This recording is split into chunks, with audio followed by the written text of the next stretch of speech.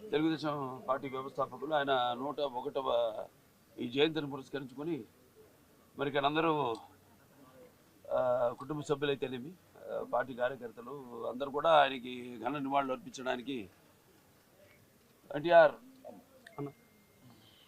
ఒక ఒక శక్తి ఆయన ఎన్నో సందర్భాల్లో చెప్పడం జరిగింది. ఎన్టీఆర్ అంటే కేవలం నందమూరి తారక రామారావు గారు మాత్రమే కాదు, ఎన్నట్టు నటనాలయం, ఆయన ఇల్లు ఒక నటనాలయం, అందులో ఆయన ఒక నటరాజు నరసింహుడు. టీ అంటే తారామండలం తారక ధ్రువ తారకుడు, ఆర్ అంటే రాజర్షి రారాజు రాజకీయ దురంధర యుగంధరుడు, రమణీయ రమ్య కమనీయ సౌమ్య గుణధాముడు అని.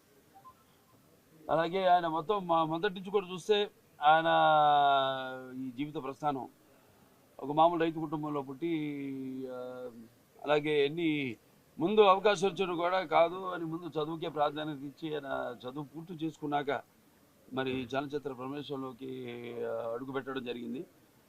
అదే ఇక ఆయన చలనచిత్ర రంగంలో ఆయన ప్రస్థానం గురించి వేరే చెప్పనవసరం లేదు.